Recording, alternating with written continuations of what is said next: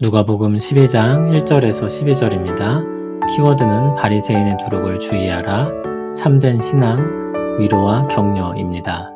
그동안에 무리 수만 명이 모여 서로 밟힐 만큼 되었더니 예수께서 먼저 제자들에게 말씀하여 이르시되 바리새인들의 누룩 곧 외식을 주의하라. 감추인 것이 드러나지 않을 것이 없고 숨긴 것이 알려지지 않을 것이 없나니 이러므로 너희가 어두운 데서 말한 모든 것이 광명한 데서 들리고 너희가 골방에서 귀에 대고 말한 것이 지붕 위에서 전파되리라. 내가 내 친구 너희에게 말하노니 몸을 죽이고 그 후에는 능히 더 못하는 자들을 두려워하지 말라. 마땅히 두려워할 자를 내가 너희에게 보이리니 곧 죽인 후에 또한 지옥에 던져넣는 권세 있는 그를 두려워하라. 내가 참으로 너희에게 이르노니 그를 두려워하라. 참새 5마리가 두 아사리온에 팔리는 것이 아니냐. 그러나 하나님 앞에는 그 하나도 잊어버리시는 바 되지 아니하는도다. 너희에게는 심지어 머리털까지도 다 세신 바 되었나니 두려워하지 말라. 너희는 많은 참새보다 더 귀하니라. 내가 또한 너희에게 말하노니 누구든지 사람 앞에서 나를 시인하면 인자도 하나님의 사자들 앞에서 그를 시인할 것이요. 사람 앞에서 나를 부인하는 자는 하나님의 사자들 앞에서 부인을 당하리라. 누구든지 말로 인자를 거역하면 사하심을 받으려니와 성령을 모독하는 자는 사하심을 받지 못하리라. 사람이 너희를 회당이나 위정자나 권세 있는 자 앞에 끌고 가거든 어떻게 무엇으로 대답하며 무엇으로 말할까 염려하지 말라. 마땅히 할 말을 성령이 곧 그때에 너희에게 가르치시리라 하시니라. 아멘.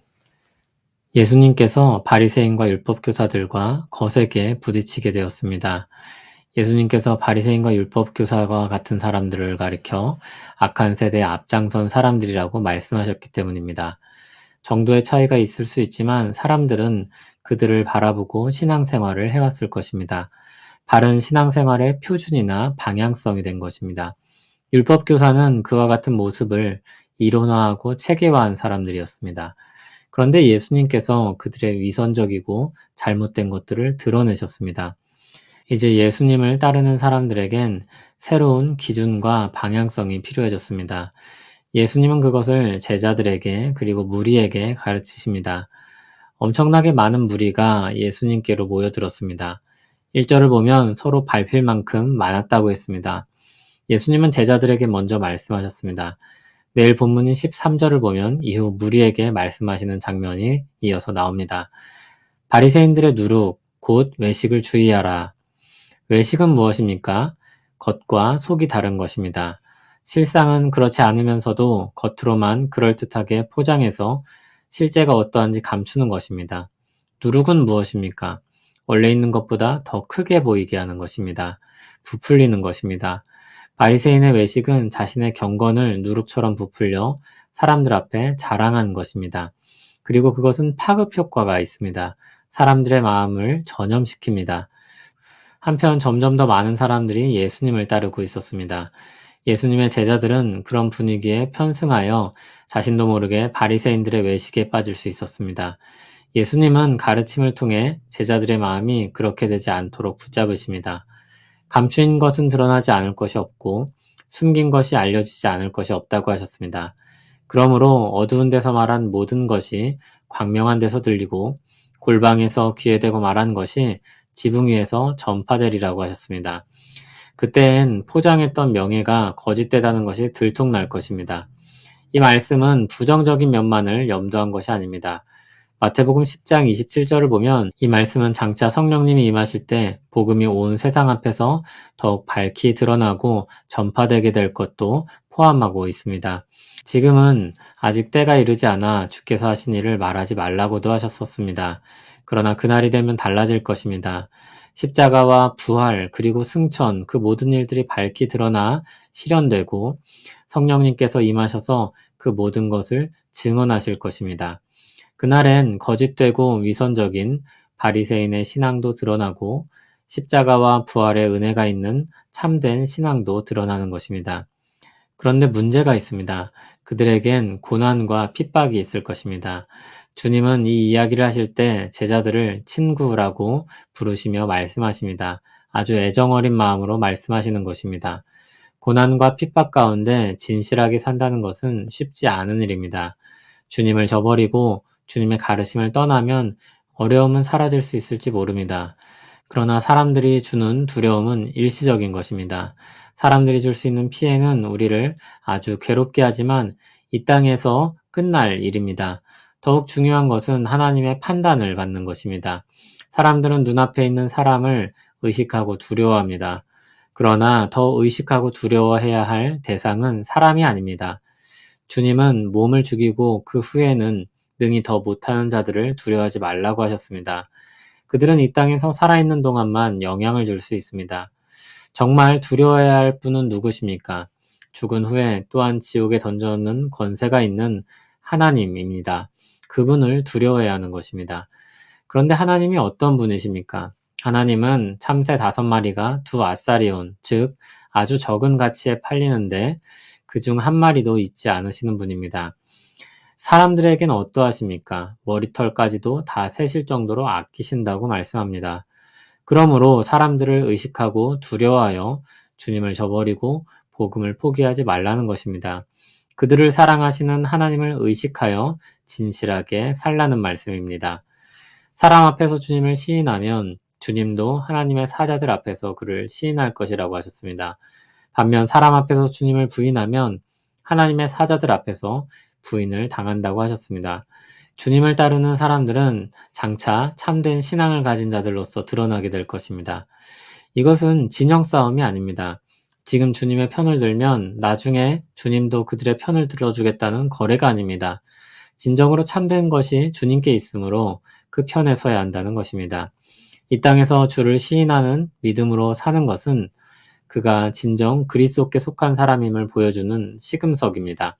주께 속한 자는 주님이 그를 시인하여 하나님 앞에 받아들여지게 할 것입니다.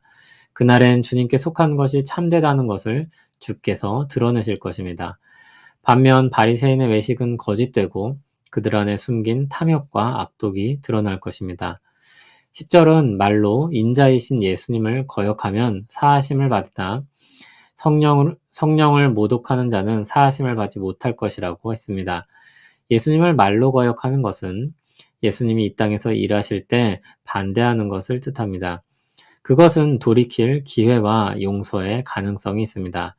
그러나 성령을 모독하는 것은 지속적으로 끝까지 그리고 확고히 성령을 거부하는 것을 말합니다. 그것은 용서받을 수 없을 것입니다. 그러나 제자들은 그런 말씀으로 인해 두려워할 필요는 없습니다. 사람들이 그들을 회당이나 위정자나 권세 있는 자 앞에 끌고 가게 되면 마땅히 할 말을 성령께서 그때 가르치실 것이기 때문입니다. 베드로가 성령으로 충만하여 복음을 전할 때, 스데반이 죽음을 두려워하지 않고 복음을 말할 때, 바울이 복음을 가지고 온 세상으로 나아갈 때, 이 약속의 말씀이 참되다는 것이 입증되었습니다.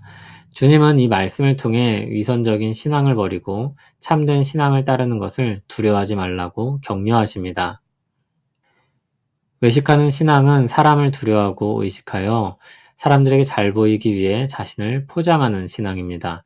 사람들에게 겉으로 보이는 것이 중요합니다. 많은 사람들이 그와 같은 길로 가게 되는 이유는 그러한 신앙은 즉각적이고 실제적으로 그에 따른 반응을 보고 경험하게 되기 때문입니다. 열심을 내어 돋보이게 하면 사람들의 박수갈채가 주어집니다. 힘써 경건한 모습으로 살아가면 사람들이 존경합니다. 물론 진실한 마음으로 그렇게 산다면 무엇이 문제가 되겠습니까? 보이기 위해 그렇게 한다는 것이 문제입니다.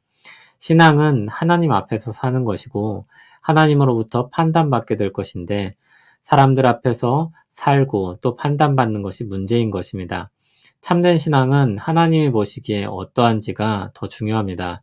참된 신앙을 가진 사람들은 다른 사람들이 싫어하거나 비난한다고 자신의 신앙을 바꾸지 않습니다.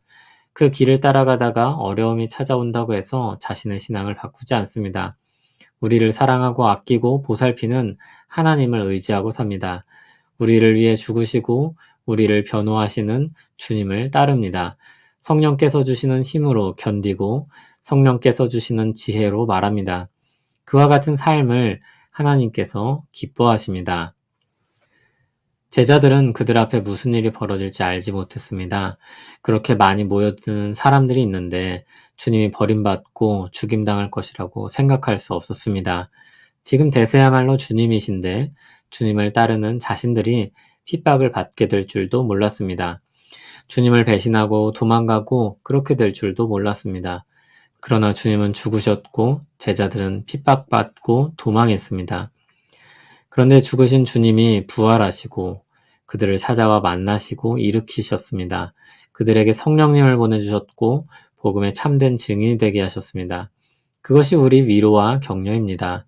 기독교 신앙은 소수의 엘리트만이 가질 수 있는 것이 아닙니다. 탁월한 사람들에게만 주어지는 특권도 아닙니다. 예수 그리스도를 믿는 믿음을 가진 모든 사람이 은혜로 받아 누릴 수 있는 복입니다. 이 위로와 격려는 우리를 더욱 신실하게 할 것입니다. 우리에게 임하신 성령님은 우리를 끝까지 견디고 신자로 살게 하실 것입니다. 우리 신앙이 참되다는 것이 온 천하에 드러나게 되는 날, 우리는 주님 앞에서 위로와 칭찬을 받게 될 것입니다. 우리를 사랑하시는 주님을 사랑합니다. 우리를 위해 흘리신 그 피를 생각하고 우리를 위해 보내신 성령님의 은혜를 새기며 오늘도 주님의 은혜를 구합니다. 주께서 함께 하시는 복이 오늘도 우리 삶에 가득하기를 바라며 구합니다. 주 없이는 살 수 없으니 주여 오늘도 은혜를 주옵소서. 예수님 이름으로 기도합니다. 아멘.